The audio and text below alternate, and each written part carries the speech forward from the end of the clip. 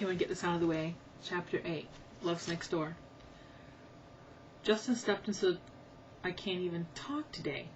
Justin stepped into the sunshine on his way to see Stacy, carrying her bag of birthday gifts. It had been 2 weeks since he had last seen her, the night he and Lizzie had taken her to dinner. That evening, which had begun with so much fun and silliness, had ended very differently. He let his mind wander to that fateful evening.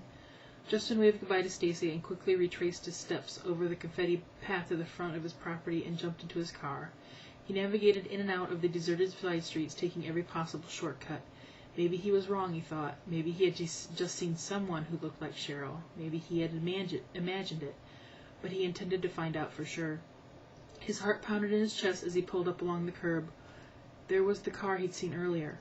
He cut the engine and got out, closing the door softly and walking up the driveway. Approaching the door, he reached out and rang the doorbell. Apprehension tingled down his spine. He turned his collar up against the cold as he waited at the door.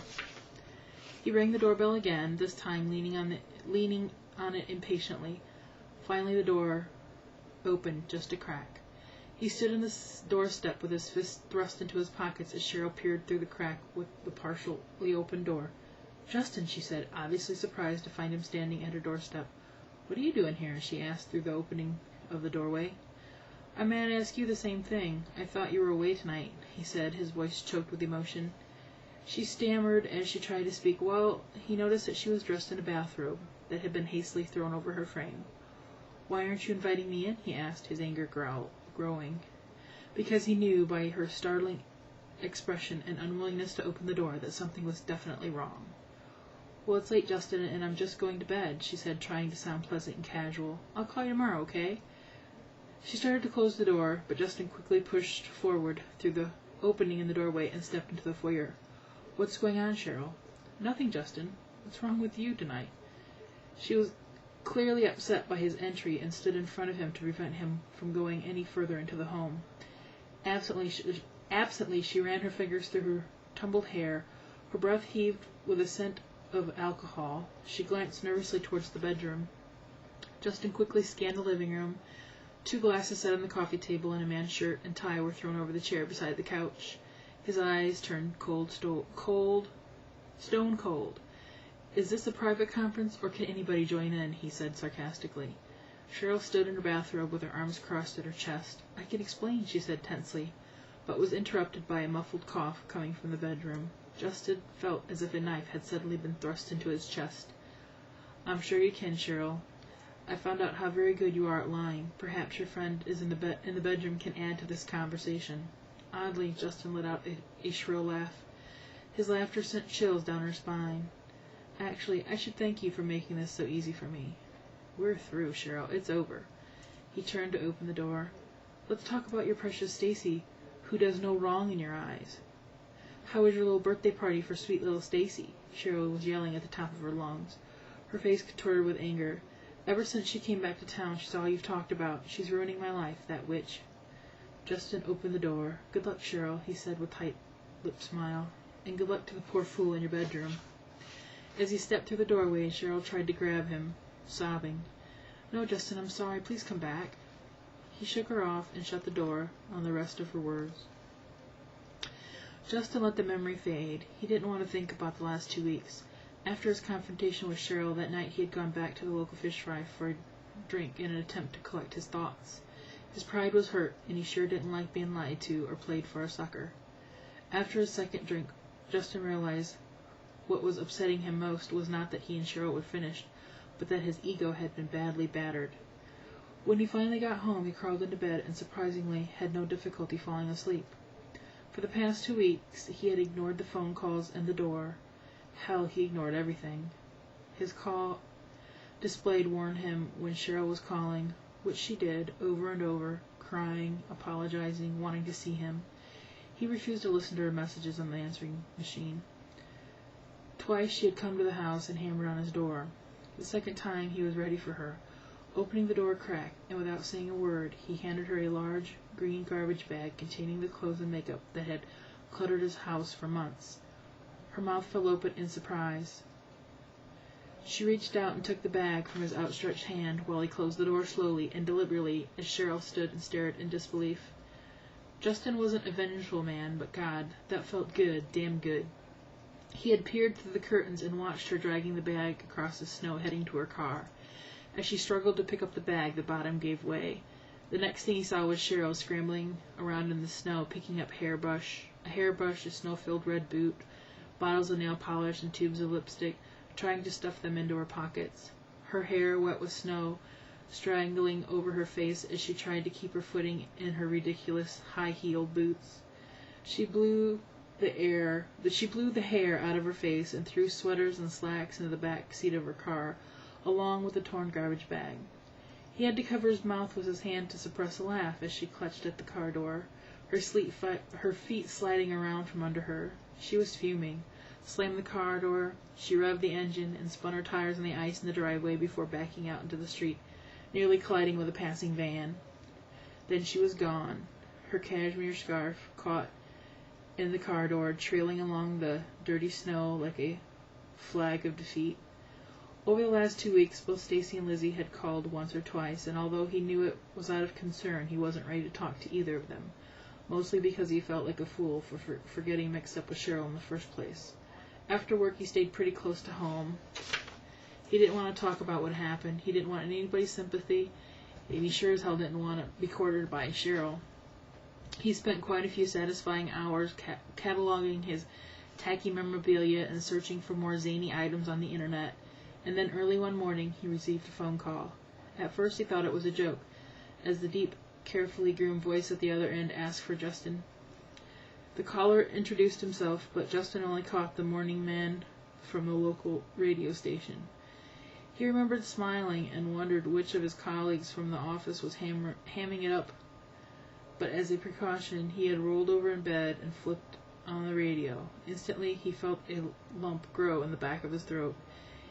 He recognized his own groggy voice being broadcast over the airways. At the time, it seemed like a nightmare. "So, Justin, glad to hear you're awake. Can you turn your radio down a notch or two? We're getting feedback at our end." Justin fumbled for the volume control and turned his radio off, quickly trying to remember if he'd filled in any coupons or heard a big contest that the radio station was promoting. Maybe he'd won a trip, dinner, a car. Hell, he needed a coffee. "Hey, all right, that's better," the voice said. "Now, Justin, as you might be aware, we're running our charity auction for next week." Justin couldn't believe his luck. Word was obviously out that he was single and available, and the station was calling to see if he would volunteer to be auctioned off at the local celebrity auction. Single women bidding for single men for charity, of course. Stay cool, he told himself.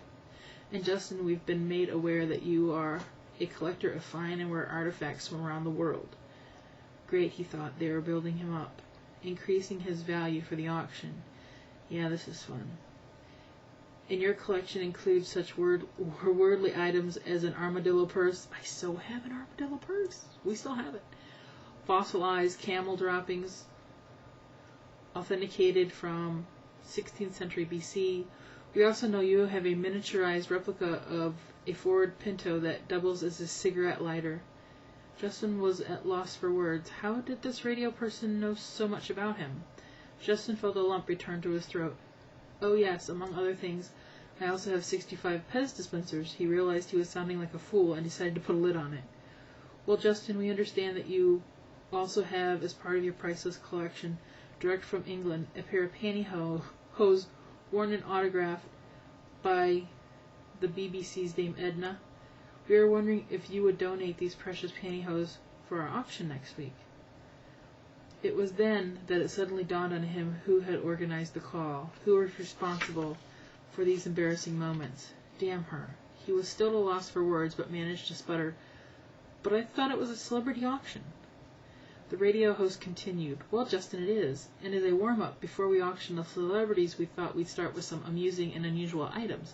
But if you don't want to part with your pantyhose and help with the Boys and Girls Club," his mind began racing as he was being branded a loser over the radio.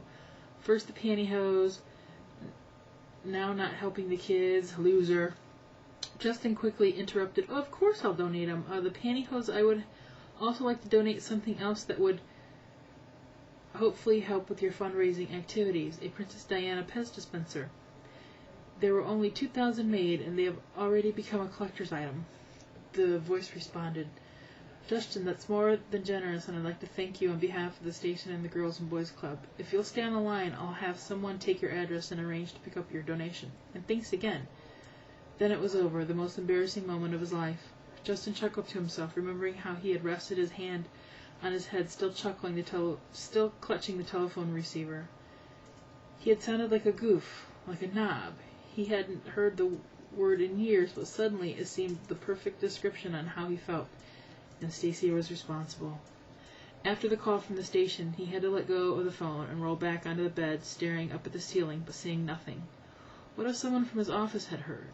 What about the guys from the local fish fry? What about his ball team? Suddenly he had started to laugh. It could have been worse. They could have found out about his authentic shrunken head from Africa. Try explaining that over the radio. He had laughed all the way to the shower, ignoring the ringing of the phone. He recalled that the phone had rung all day. It seemed everyone he had ever known had heard his radio broadcast, and several of his buddies had called wanting to see his secret collection, particularly the Ford Pinto lighter. He laughed again. Yeah, right, they wanted to see the Dame Edna pantyhose. It was during one of these many telephone conversations that he heard the welcome news that Cheryl had suddenly packed up and moved to the city. He recalled how he felt at the moment he heard the news, like a giant weight had been lifted from his shoulders. He felt invigorated and free of the burden of continually trying to please and entertain Cheryl, free from her far too numerous phone calls planning every second of his spare time, and free from her jealous tirades and accounting to her for every hour he was out of her sight. At first, he had found her jealousy flattering, but later he had to admit it was merely a control tactic. That night, Justin had ventured into the local fish fry for a celebration drink, where he table-hopped, talking to neighbors and old friends, people he hadn't had time for the last few months. Sure enough, most of them had heard about Justin being on the radio, or been told about his famous pantyhose and Pez collection. The entire night had been filled with laughter and fun. Drinks were in the house as his friends reveled in his sudden notoriety. He hadn't laughed so much in a long time. Driving home that night, he had almost stopped by to see Stacy. It was so tempting. But prank had come at exactly the right time and had helped catapult him out of his doldrum. All these years he'd kept his collection a secret, being embarrassed about its contents, only to discover that everyone was interested in his preoccupation. He smiled when he thought of his initial unease and how he had cursed Stacy. But in the end, it was a blessing. Thanks to Stacy, from that day on, he had resumed his old life, a good life before Cheryl. With a shake of his head, putting the past 2 weeks behind him, he strolled down the sidewalk to her front door. He hadn't talked to Stacy since her birthday and felt quite guilty that he still had her gifts. Quietly, he moved up the steps and rang the doorbell, then stood back and waited.